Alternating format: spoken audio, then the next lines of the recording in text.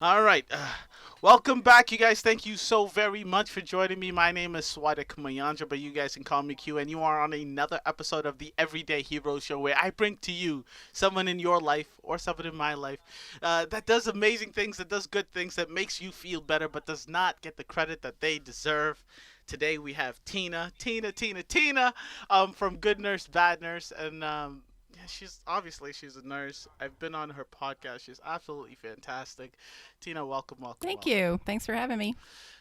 Of course. So Tina, right from the get, I like to just keep it simple. I have here written down origin story. So, who are you? Where are you from? And then how did you get from just a young Tina to Tina RN? I went. My name is Tina Vincent. I live in East Tennessee in Knoxville, and I actually have only been a nurse for 4 years. I graduated in 2015 with my RN, and then in 2017 with my BSN.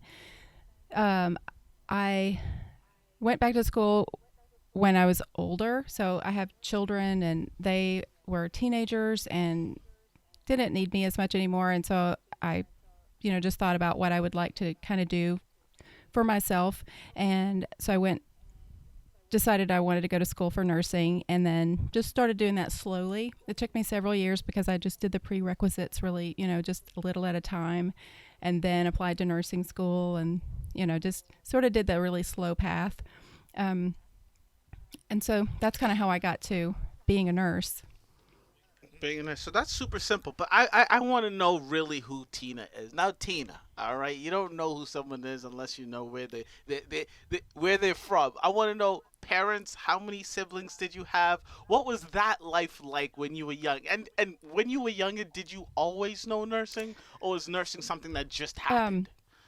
so I am going to be honest with you. I have a little bit of a unconventional past. It's not. Oh, okay. So I was raised in foster care for most of my childhood, and then when I was 17, I was kind of on my own, so I had to kind of find my own way. So I had a child at a young age at 18, and so I was a single mom for a few years, and then I met my husband when I was 21. And then we were married when I was 22. So we've been married ever since then. He adopted my son. And then we had two more children. So that's kind of, I do have connections with some of my siblings because I have six other siblings from my childhood, but I'm very, very close with my sister. She lives in Indiana, and I'm very close with her and her family, my biological sister. And so that's kind of I have some connections with some of my other family, but uh, I kind of only really probably consider her really family. It's just, kind of the people that you're closest to, and she's always been there. She's 10 years older than I am, so she remembers when I was born, and she, was always kind of in my life through the years. So yeah, that was kind of sort of like I said, an unconventional childhood, but it has helped me, I think, especially in nursing, just have empathy for all different types of people. And I guess just kind of, when people come in and they have different backgrounds and different stories, I, I think it sort of helps me to just not judge them based on any of that stuff. And, anybody can be anything they want to be no matter where they come from. Oh my God, Tina. See, I got goosies. Wait, Tina, like, so I know you literally just ended that sentence with you shouldn't judge people. I kind of judged you. So I have to say, Tina, because all I know about you is that you're a superstar nurse, you're a good nurse, bad nurse, all of these amazing things. So I really had you picture perfect. Oh my God, Tina, that's wow. That is just wow. I'd love to talk about more of your upbringing, if that's something you're okay with. But if not, I could totally understand because that's very personal. Are you okay talking about that? I don't mind at all talking about it. It's not something that I dwell on or like to so in fact a lot of people, if people that know me listen to this, they're probably going to be a little more surprised because I don't necessarily go around announcing, all of that stuff or talking about it, but I'm not uncomfortable talking about it by any means. I'm not embarrassed by it. I feel like it's made me a stronger person and who I am. I'm the sum of all of my experiences. So I use any of my experiences from my childhood to try to make me a better person, and try to help other people who might be in those same situations. For you, when you think about your childhood, do you remember mainly the foster home, or were you ever at home with your sister, with the family, and then the Well, foster home? because my sister was 10 years older than me, she and had different fathers. She was raised.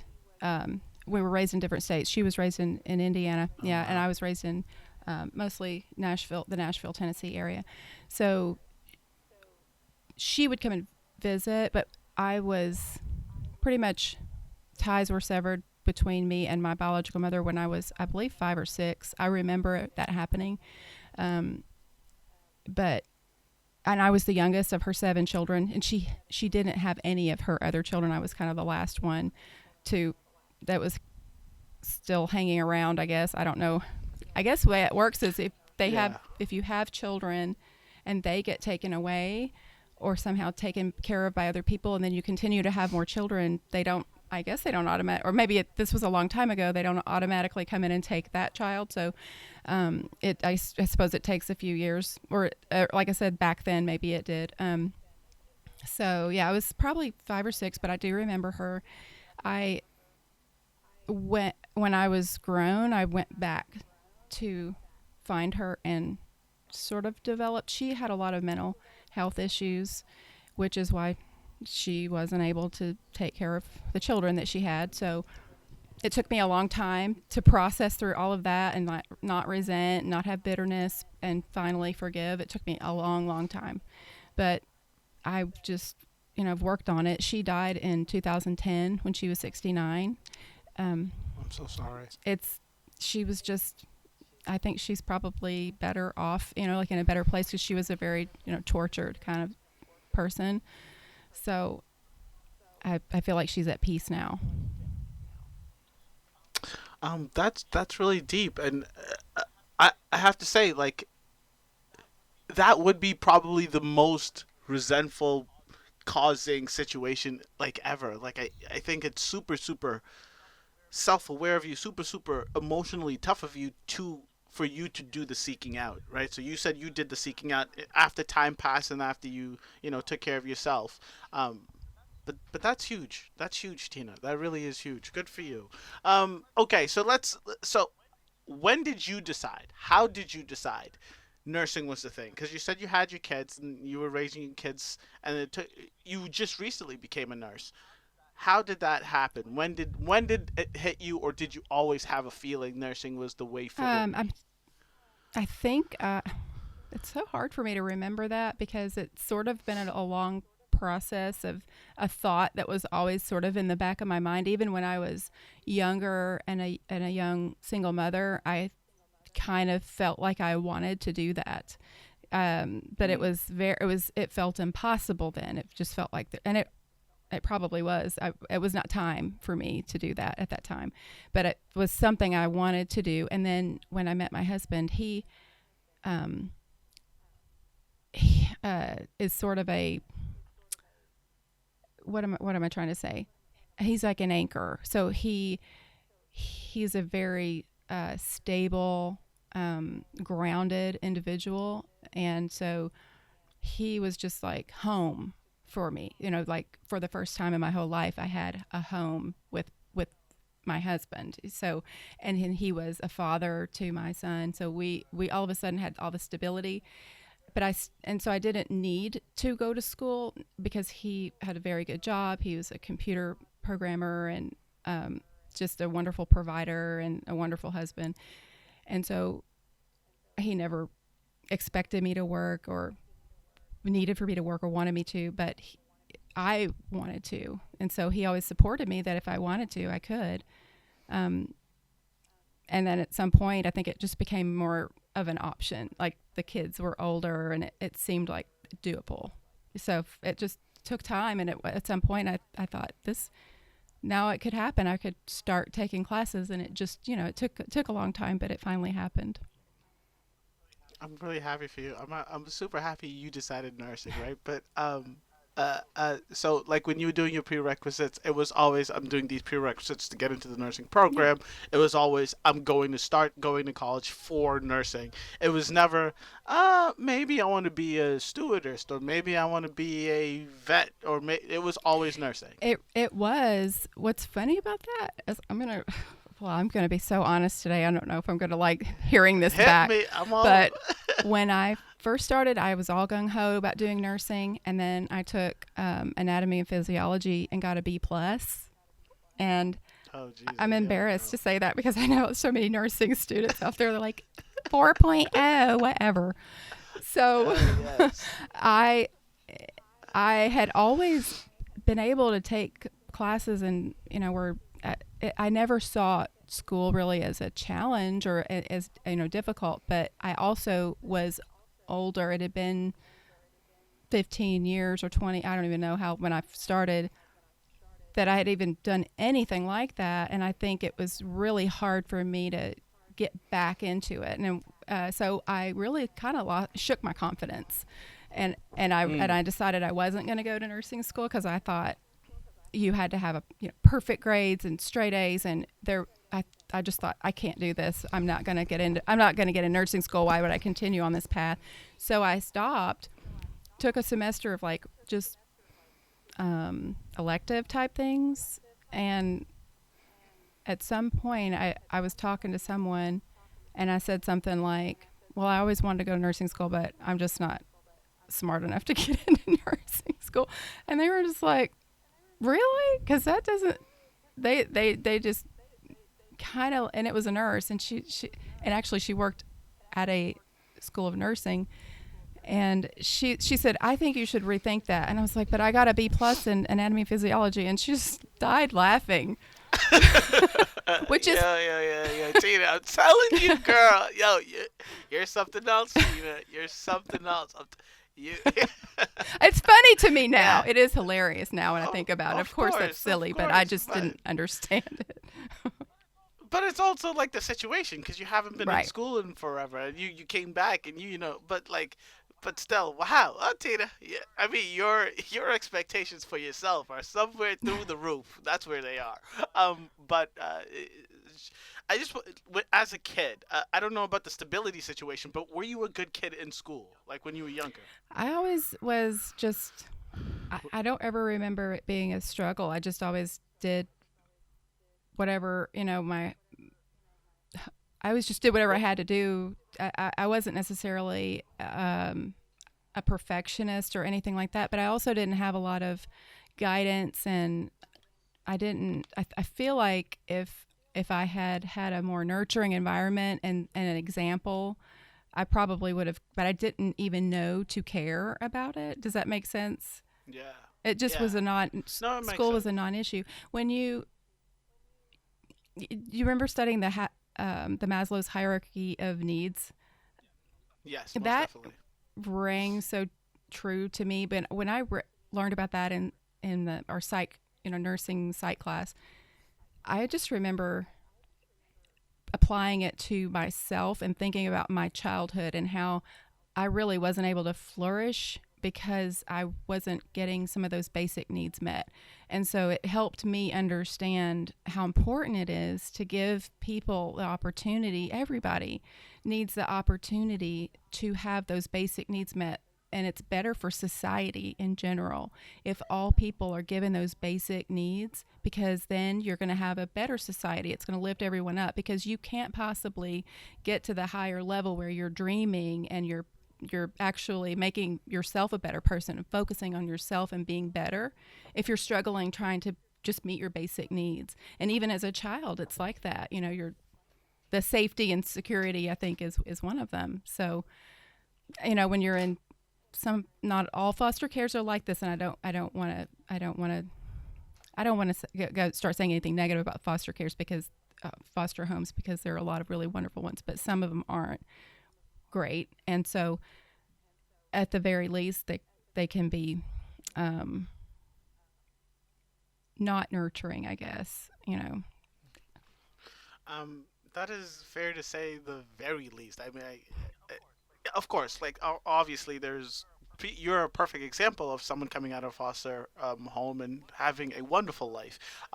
But yeah, sometimes it's not all due to the foster home. But do you have any, because that is so like perfectly like stated, just the way you said it, the high hierarchy of needs. I mean, you really do need those basics. You need like shelter, you need like food every day, you need to know where your next meal is coming from, so that's not what you're stressing about 24/7, so you can actually do the creative fun things like good nurse bad nurse, like actually go on vacation and like try to take care of yourself. So that is super super important. So okay, so now we're at the place where you're in nursing school, right? You're getting through nursing school. Was nursing school a breeze for you? Did you have any bumps and bruises? Did the B plus in anatomy and physiology really mean something, or did you get by with flying I colors? I did well in nursing school. I worked really hard for it though. I wasn't like I was one of these people that didn't have to study. I had studied all the time. But again, I had my husband was very supportive. I didn't have to work while I was in nursing school. He took care of a lot of the things that I would have taken care of before. He really just kind of picked up any slack that I was leaving because I was studying from the time I woke up until the time I went to bed. I studied all the time, so I did Mm. well, um, but I worked hard for it also. And so the thing is, I know so many people where nursing is a second career, or like they're in a situation like you where they just raise their kids and then they decided that nursing is going to be something that they do, but they get into nursing school later. Were you one of many that were in that situation, or were you the only person in your class, in your graduating class, that was second career type I nursing? think that I was one of many because there were a lot of younger people, but there were also several like me who, and at different stages, there were some older, some younger, Yeah. but all different ages because I think that associate's degree program that it's just the RN and it's the 2 year, it's really a 3 year because you have to do your prerequisites, but I was Preach, girl, like, preach. Don't I lie to know. these kids. Don't lie to these nursing I students. know it. I was like, I should have just done the BSN. Why did I do this to myself? Yes. But I digress. So, but yeah, there are a lot more people I think that go back and do that associate's degree program as they're older because it does seem more doable than trying to do it all at Yes. once. So, because I did that program, I think there probably were more people like me, and it was a really good mix. Oh, good for you. Good for you. Yep. All right. So beautiful. So finally, we get to the place where you are a nurse. So, Tina, you're a nurse now, right? You finally graduated nursing school. Where do you start off as nursing? As a brand new newbie nurse, what are your nursing dreams at the time? Are you thinking you're going to be in oncology? Are you going to do L&D? Like, what was you as a brand new nurse thinking, and what was your first job in that whole Well, situation? my at first, I when I did my clinicals and labor and delivery and those type mother baby, I Yeah. knew I didn't want to do that. And then when I did my clinicals at a pediatric hospital, I knew I didn't want to do that. So there are things that I'm a very deep feeler, so I my emotions run very very deep, and I have a hard time separating sometimes with, especially if I relate too closely with someone. So children, I want to associate them with my children, and I just get too emotionally involved, so I was like, I can't do that. And then mothers having babies at a young age, I can't. It's just too familiar. I guess I'm too close to that situation, especially if they're struggling and I see that they're not in a good place. It's too hard. It would be too hard for me to not take that home and worry about it. Um, and so I thought that's probably not a healthy place for me to go emotionally. I probably need to be. And so I really saw myself working with more of an older population, not necessarily just geriatrics, but just in adult medicine, adult care. And so I started out at a small hospital working in a step down cardiac unit. And it was interesting. It was a 5-to-1 ratio. A lot of people coming in with chest pain and then put on heparin drips, and coming in with AFib with RVR and needing cardioversions and that sort of thing. There was just a lot of cardiac, and it was really fun and interesting, a lot to learn. But the let's see, without I don't want to again I don't want to be negative about anyone, and I know that someone listening to this would know what hospital I'm talking about, so I was trying to be careful, but I wasn't comfortable with how I felt like I was able to take care of patients at that hospital. And so I contacted someone that was at the level 1 trauma center that where I work now. And I just said, I really would love to work there. And they were like, we would love to have you come on, apply, and so I only was at that other hospital like 3 months when I knew I needed to get out of there and go somewhere else. And I've been there at this other hospital ever since. And it's like a progressive care floor. It's step down. It's 3-to-1 ratio. The patients are very acutely ill, can't have the potential to be unstable. So it's just always something going on. Yeah. No. So a million questions just has rained down upon me while you were talking, right? So let me just start by congratulating you, right? Because um, I don't know if this is just something that just comes natural to you, but there are so many nurses. The first job I took, I didn't feel totally comfortable there too, right? Like to say the least. And I'm doing the same thing you are. You don't want to be negative about the place. It could also be just because I was a new nurse, but whatever the situation is, I wasn't comfortable there too, right? I did what I think most nurses do. I stayed there much longer than I feel like I should have before moving, but I also was in your situation where I only had my associate's degree, and all of the places I wanted to go were hospitals. And here in Mass, they were super strict about you need to be in an RN program, or you need to you need to be in an RN to BSN program, or you need to have your BSN. So literally the day, the second, the hour, I was like halfway through my RN to BSN program, like infinite amounts of applications to every hospital I possibly could. And then finally, when I got in, thanks to a friend, and they were like, yeah, you should come work here. And like, finally, I am very happy at the hospital I work at now. Um, but I just wanted to just congratulate you because I see way, way, way too many nurses stay in places they feel uncomfortable at. They feel like it's unsafe. They feel just uneasy about the situation. And number one, it's unsafe. It really is unsafe. So if you can't make that issue known to the manager and get it fixed, you need to move on so you are safe and you feel comfortable and you're not like anxiety filled every single day. And then on top of that, if you do decide to stay and you are dealing with all this anxiety every day, that is like just burnout waiting to happen.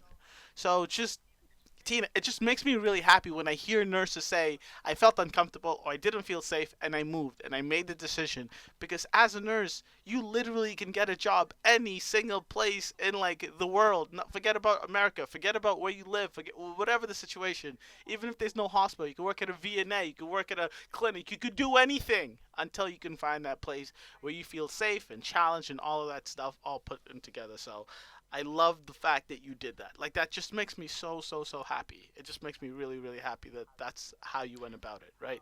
Um, but so when you first started, what was the stuff that was most difficult to you specifically, Tina, as a new nurse, right? And you said this is 4 or 5 years Yes. in, right?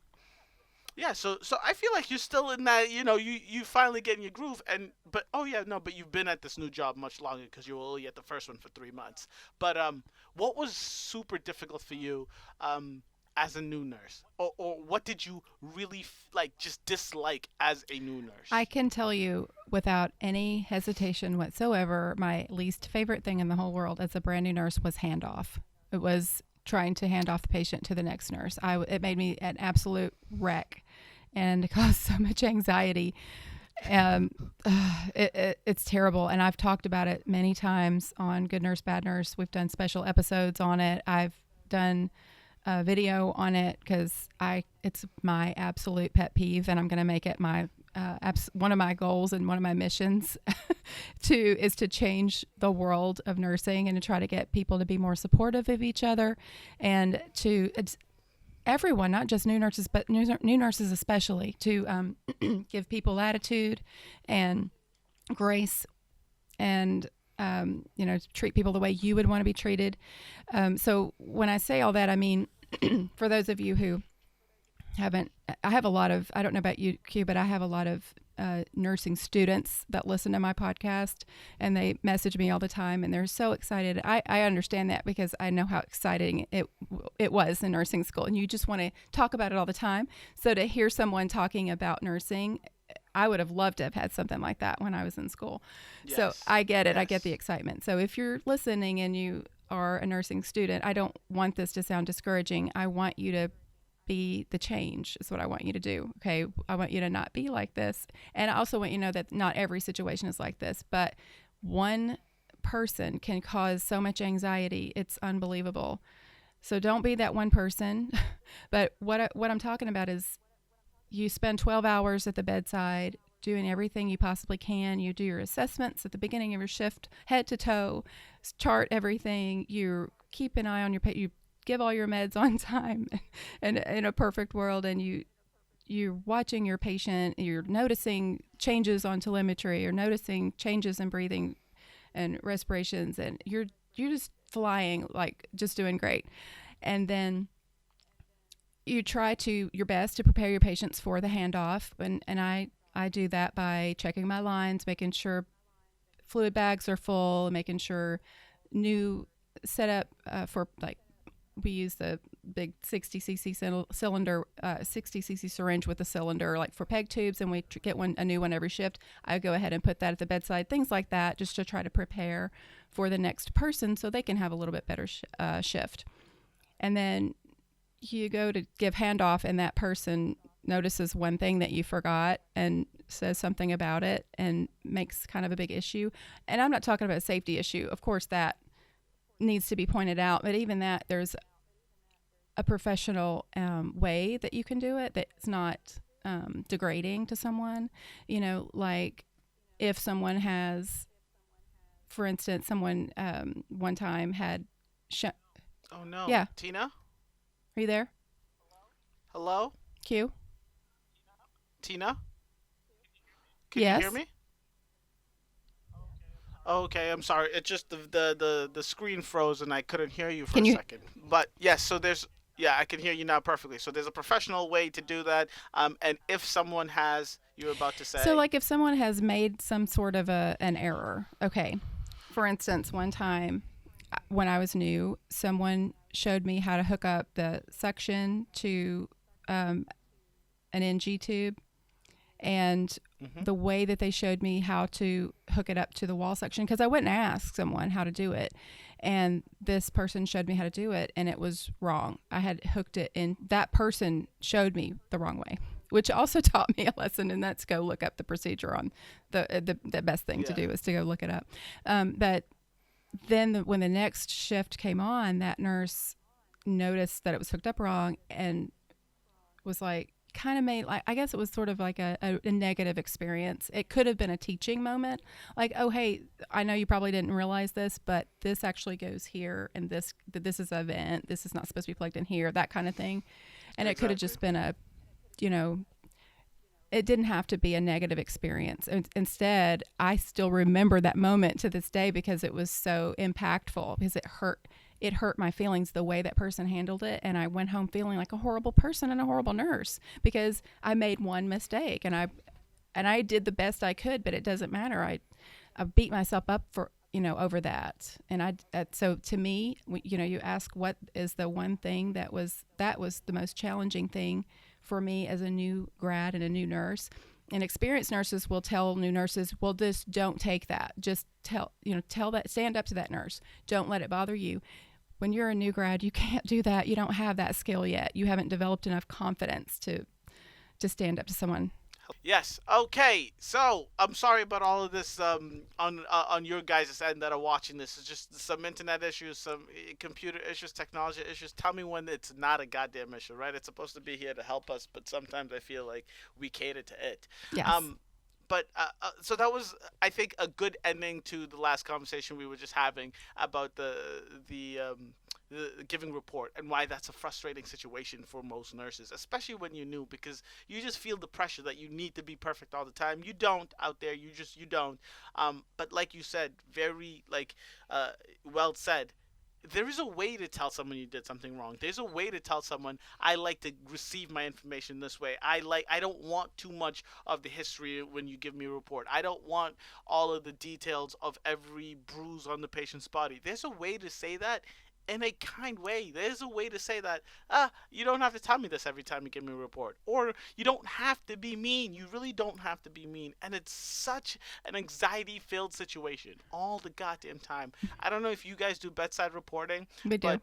but okay, good. So not so you know like on top of all of this anxiety you feel about giving the right information, you're inside the patient's room. The patient's listening to you. The family member's listening to you. So Mm-hmm. if the nurse is going to be, excuse my French, but a dick while you guys are in the room, it's like it's not helping anybody. It really just not isn't. Mm-mm. It's not helping anybody. It's just not.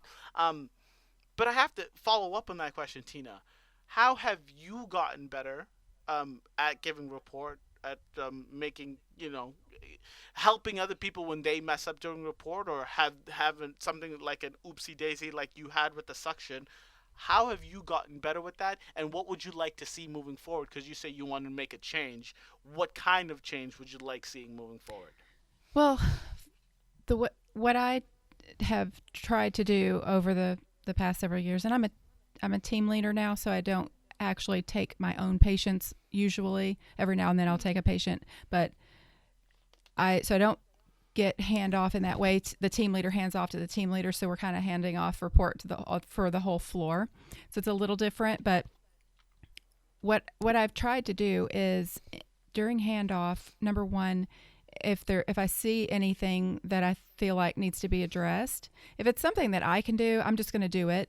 I don't feel a need to point it out to that person, unless if it's a safety issue. I'm going to wait until we're not at the bedside and then say something to them in a nice way. And what I usually try to do is sort of sandwich it in with, first of all, if there's any way I can come up with a story of something that I've done personally, I'll go ahead and say, I've done this before, or one time I did this or this. So they understand that I'm not coming from a place where I'm trying to say I don't make mistakes, but I really want you to know the right way to do this.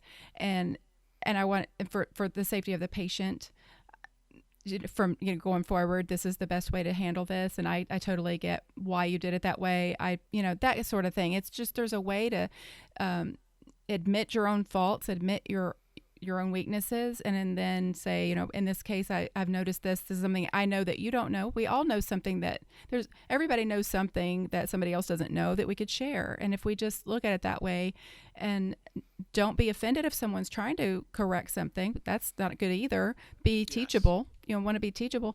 But then if you don't do it in a negative way, then it's better for the patient. It's better for the nurses. Handoff, that stress, I feel like that is a huge reason why nurses don't want to work at the bedside. There's the pay issue, there's the way that they're treated by patients and families, but I also, and the ratios obviously are a huge deal. Of But course, yeah. I do believe that interpersonal interaction within handoff and with coworkers is also a big part of it. Mm. Um, um, eh, eh, and I agree with you 100%. And then moving from that to anything positive, is there a favorite thing that you have about nursing? Is there something that you just, is it just nursing in general? Like, is there a thing that just makes you go back to work every single day? That's so hard. I don't know if there's any one particular thing. Mm. I think that probably the most rewarding thing about nursing, and the days that I leave feeling the best about myself and kind of feeling like I'm really glad that I went into nursing and that I get to do this, are the days when I feel like I made a difference in someone's life. So I feel like I saw something that no one else has seen, that I recognized something that was new. It saw a change in my patient and caught it early enough, and pointed it out to the provider and said, "This is going on, and this is not, they were not like this before. And then the provider steps in and says, oh, well then let's do this, this, and this. And then it turns into a good thing for the Yeah. patient. So that's such a rewarding feeling. There's nothing like it in the world when you leave there feeling like you made a big difference for patients. Mm. Um, uh, I mean, there really isn't. There really, really isn't something like it. It's an amazing feeling. And my first job was at a rehab. We used to do this thing where they would play music when the patient was discharged. Right, it was a very small rehab, so they would play music. And I think it was like Survivor or like some like really corny song. Mm-hmm. Um, and I swear to you, I mean, it would be like at once a week I would tear up because these patients, they would come in, and I worked on a brain injury and brain trauma floor, and these patients would come in, they can't move anything on their left side, they can't move anything on the right side, they can't speak, they can't eat, like literally, like they normal one day, stroke happens, brain injury happens, they're like they can't move on their own without having two nurses next to them. And then they would leave the facility with the music playing, and they would just have the function of their right arm, and they don't have anything in their right leg. And I'm just like, oh, like it's insane, right? Like, yeah, it's such a good feeling. It really is such a good feeling. There's nothing that compares. Um, but Tina, so now I want to move on to the stuff that your extracurriculars, the stuff that you do outside of nursing, right? Because I feel like in your progression in 4 or 5 years of nursing, you have progressed really efficiently, right? So you started like 4 years ago, and now you're already a team leader, like, and you're doing this good nurse, bad nurse outside of nursing. Is this like the projection like you saw yourself? Because I know nurses that's been nurses for like 45 plus years, and they are bedside nurses. They do not want to change positions. They're like set, like that's it. Like, is this your, like, did you, was this part of the plan, or did it just happen? It definitely wasn't part of the plan. I did not see, I didn't really see myself in the charge nurse role, which is what a lot of people are familiar with that title more than team leader. Yeah, It's the same thing. exactly. Um, I never saw myself in that role. And then my manager sort of encouraged me to think about it. And I started thinking about it, like, and I think I had an opportunity where I had to be the team leader one day. And then I realized it's not as intimidating as I thought it was. You don't have to necessarily have all the answers, because I think that was one thing that I thought, what, you have to have all the answers, but you Yeah. don't. You just have to know how to get them and be resourceful.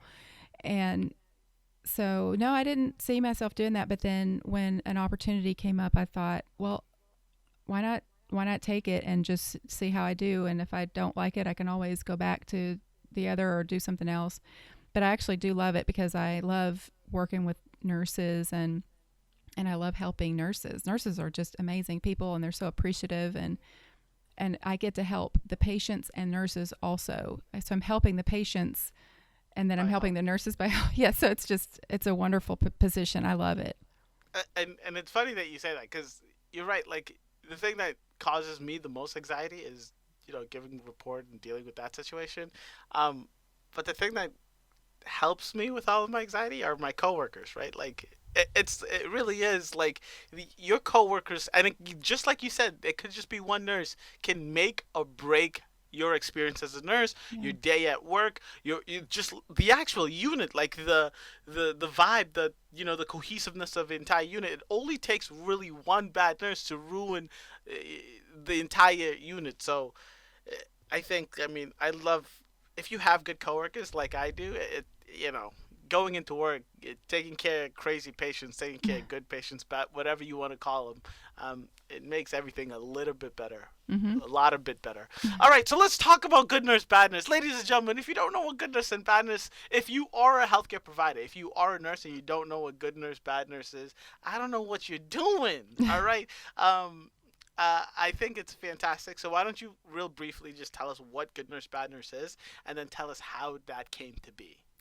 So, well, Good Nurse Bad Nurse is a podcast that I started about a year ago. It's a combination of true crime, like medical true crime, and also nursing in general. So, what I do is I have a guest host on, and we will talk about a good nurse and a bad nurse. So, usually the bad nurse, and sometimes it's not a nurse at all, it's sometimes a doctor or a physical therapist or a respiratory therapist, or it could be just someone in the medical field in general who's done something not necessarily related to their job. It may be that they did something in their personal life, but they happen to be in the medical field. So, but it's a true crime story, and we tell the whole story of that event that happened.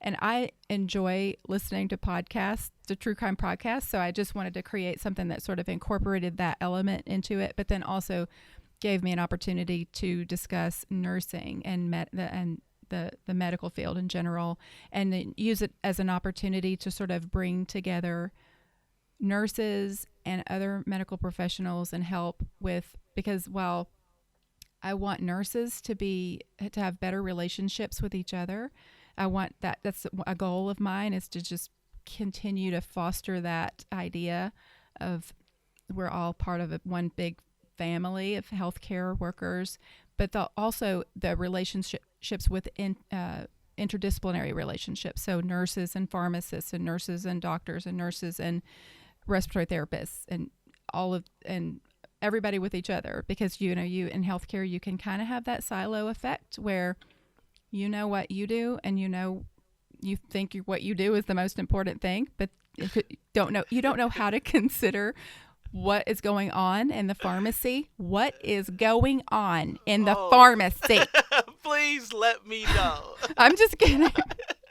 Oh my goodness, it could be one of the most frustrating things, but really, we don't know. We don't work there. We're not pharmacists. We're not pharmacy techs. We don't understand it, and I know that. And I still would get so frustrated when I have an 1800 antibiotic that it's not there, and I'm just exactly. Why isn't it? Like, and I know there's not understand. There's got to be a reason it's not there, and that's what I really would like to do, is to just get these conversations going. That's why I like having different types of medical professionals on Good Nurse Bad Nurse, so we can talk about that stuff. I want to hear the pharmacist say, I want to hear you say, why in the world you can't have my Miram down here by 1800? Please, no. I'm so happy you said that, just because, I thought that was a us issue. This is a worldwide issue. I know. We got to talk to these pharmacists, because they, I don't know if they like to just push the right buttons, but bring me the meds, please. All I ask is for the meds to be where they need to be. I have a feeling there's probably some staffing issues. Of course. It's the way it is all over the hospital. So I try to be patient with people and not, but boy, it can get frustrating when your EMR turns red because your med is late, and you don't like giving meds. Who wants to give a med late, Exactly. So yeah, that's just part of, that's what Good Nurse Bad Nurse is. It's just, it's discussion. It's, just talking about stuff. I think maybe Tina here might be a little too modest. I'm telling you guys, if you like any true crime story, you need to listen. Even if you have this it's crazy, because it is all of these stories. Like she said, it's just the person needs to be in healthcare, and if they're in healthcare, check the boxes, check the. We could talk about the crazy, insane stories they have done outside of it. I have been a guest host on Tina's podcast twice, and it is. I'm telling you, I really get into these stories, because the things these people do just blow your mind. It's like, how is this possible? But it's super interesting, and you got to listen to it. The build up in the podcast is fantastic. The side conversations that Tina has with her guests are fantastic. It is just the bee's knees, right? But Tina, I gotta know, how long into, because I feel like this podcast is a little, I would say, medium aged, long-ish running. How long into your nursing career did you decide to start Good Nurse Bad Nurse? It's only been around a year. I started it at the end of May last year. So it's really we just had our 1 year anniversary. So it's not, I had been a nurse for 3 years when I started doing it. Thank you. And I tell this to nurses everywhere, right? I tell them, if you have a side hustle, if you have a thing that you like to do on the side, like do it on the side. Nursing is the perfect career to have something to do on the side. At least I'm speaking for myself and like the majority of nurses in my personal life. So it is anecdotal, but I do know a lot of nurses work 12-hour shifts. And a lot of nurses who work 12-hour shifts work 3 days, maybe 4 days a week. And that means you have 3 day weekends. That means you have 4 days off a week. So if there is something that you like to do it and do it as big as you can. And I love other nurses that do this, right? Tina does a podcast. I do my YouTube show and all, and my Instagram stuff. So I really appreciate when nurses, take their creative stuff, take their other passions outside of nursing, like the actual day-to-day nursing. Um, do you have? I have to ask, good nurse, bad nurse. Do you have a favorite story you've ever covered, or do you have a story that every time you think about you get the goosies? Like, is there a one story that pops up that is just like I cannot believe? Well, I one of my favorite episodes is actually the first episode that Sam and I ever did. When the nurse that actually started off doing the first, she did the first like 6 or 7 episodes with me.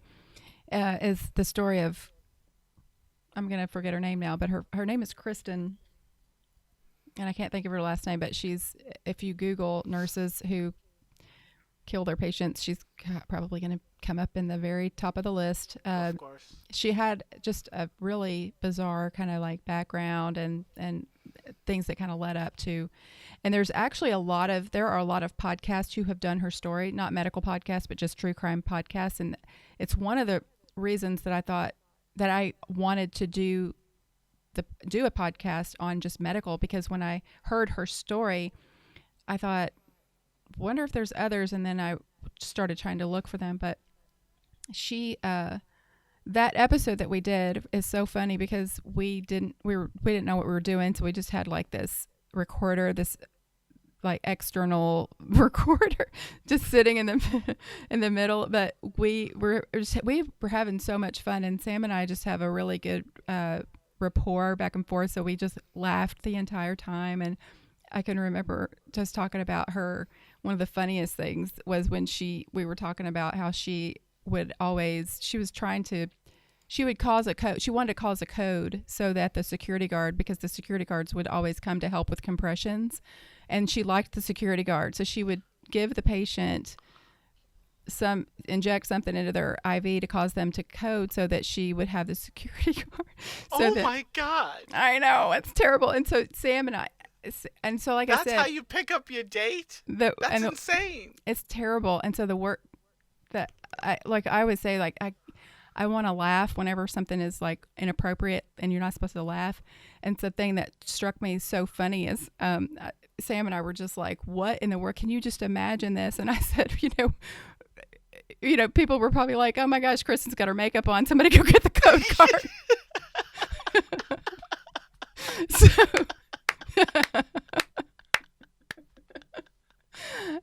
Yo,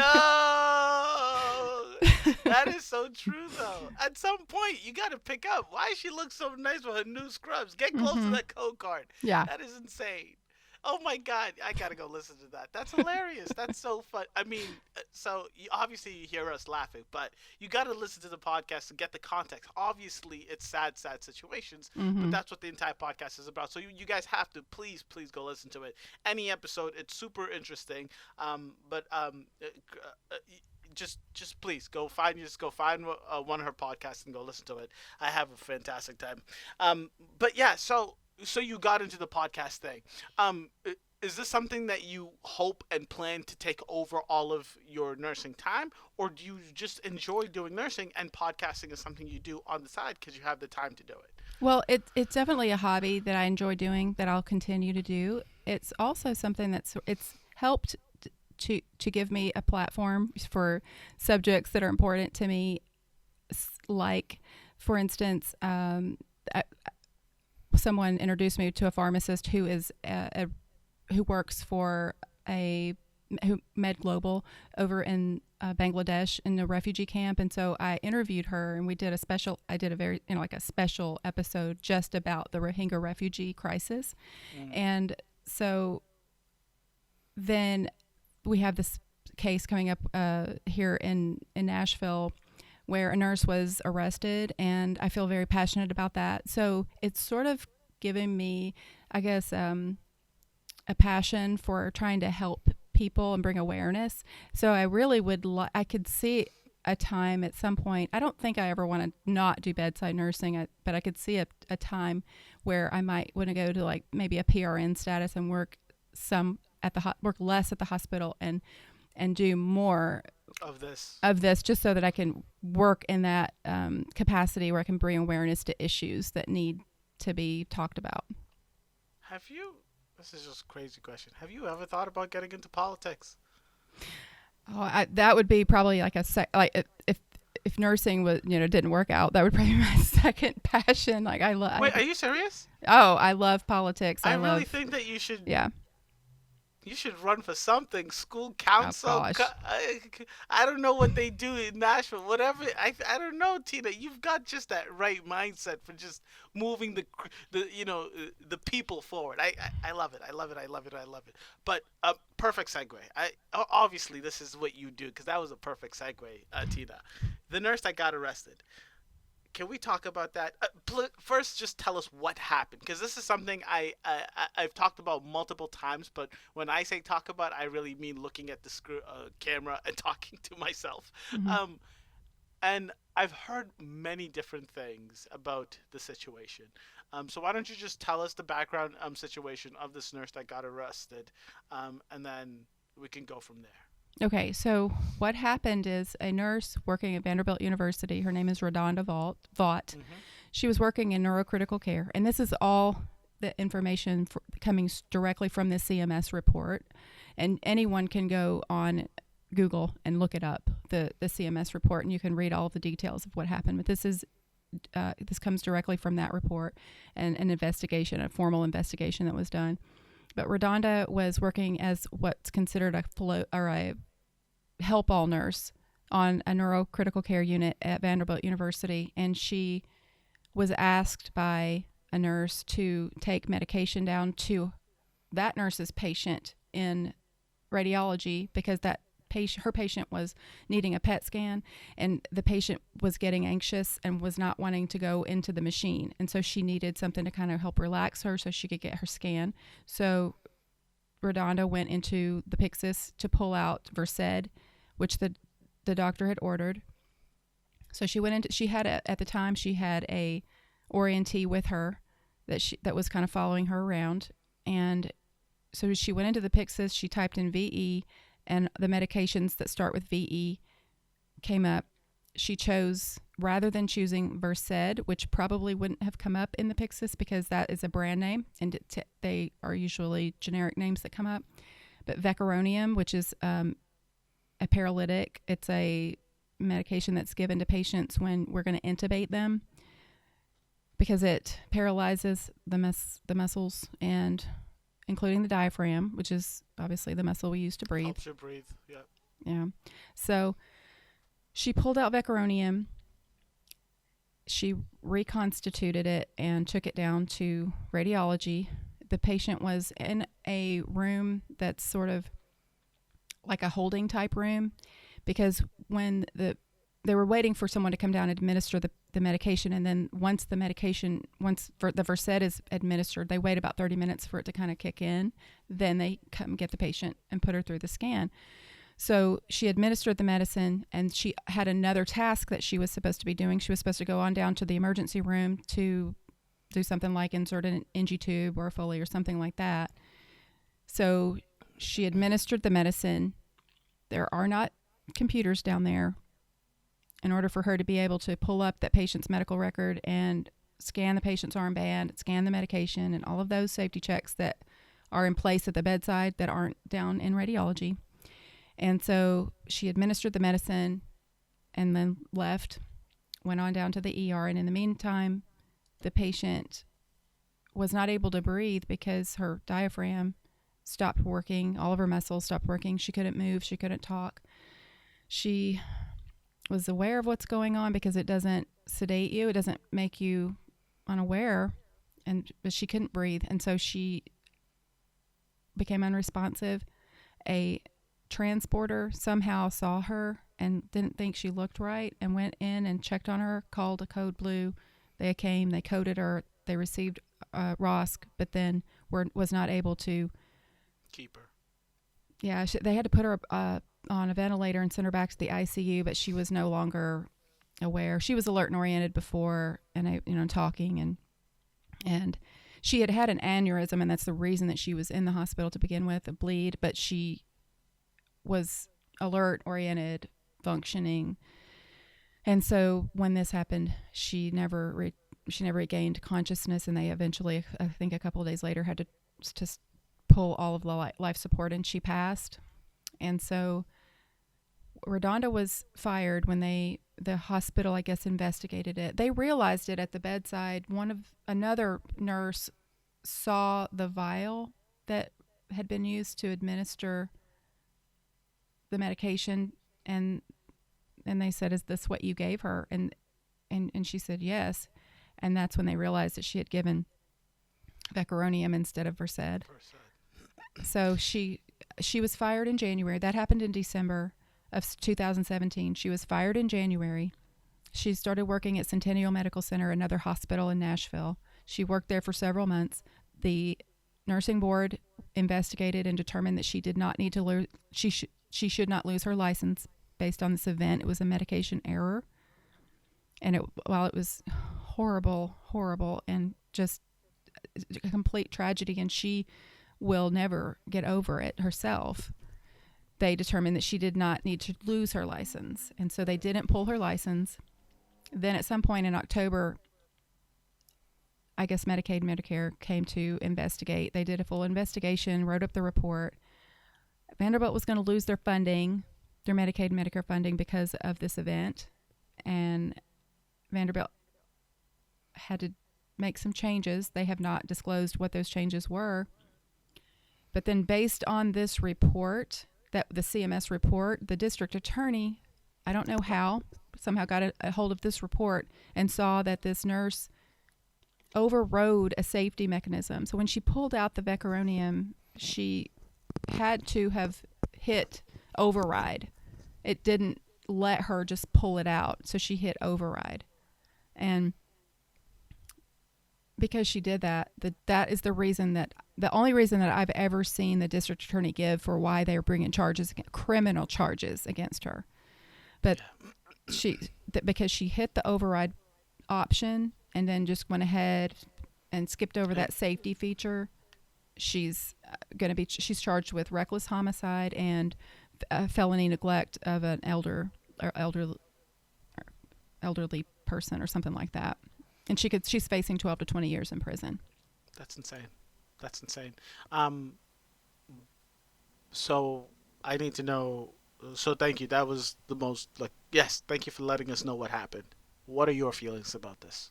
Where do you come when you look at this? Why are you so invested in this situation? Well, the reason I'm so invested in the situation is I feel like it affects nurses everywhere. Before you continue, I say invested because Tina and I had quickly talked about this prior, and she said that you've been to the hearings, yes, the court hearings for the nurse. So why do you feel like it's so important that you go? Like, why are you invested? Well, for me, the way that I look at this, for number one, her decision to override the medication is something that nurses do all across this country at hospitals all across the country. All day, every day. Literally yes. All day, every day. Like when a doctor puts in a new order and it just doesn't go through to the Pyxis and you need to give a med, you override the med because the patient needs the med. I mean, it happens every single day. All the time in emergent and non-emergent situations. There's no reason. Someone should have stepped up. Someone at Vanderbilt should have stepped up and said, wait, you shouldn't prosecute her for this, because if you prosecute her, you're going to have to prosecute all these other nurses because everybody does this. But Vanderbilt doesn't want to do that, because then that's their whole reason. That's what they're saying is, well, we had a safety mechanism in place and then she overrode it. So this all happened because they were losing their funding, and their excuses, well, but she overrode the safety mechanism, the safety feature. We do this all the time. This is part of nursing. It's a system problem. And there was a problem with the way that nursing is set up at Vanderbilt and at hospitals all across this country, because we do this all the time. If we're going to be held criminally accountable when we override medications, then how about everybody stop overriding medications? What would happen then? Would Exactly. the hospitals would basically shut down, because the way the system is set up right now, you can't function, you can't do your job if you don't override medications, and everybody knows that.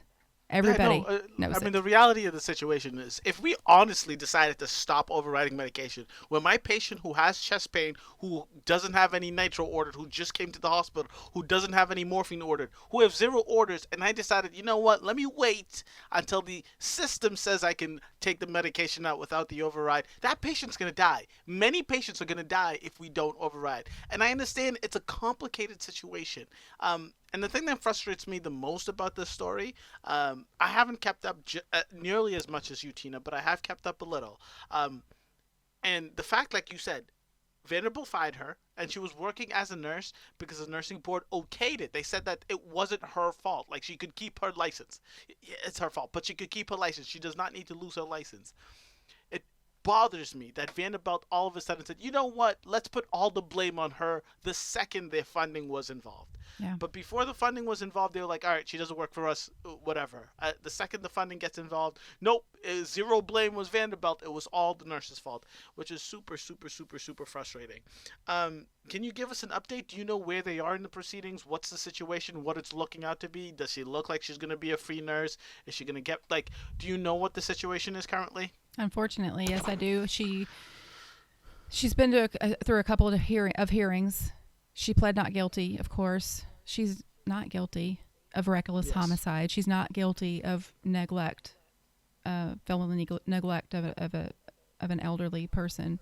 So she pled not guilty to that, and they are having these discussion hearings now, where the prosecution and the defense are putting forward all of their evidence.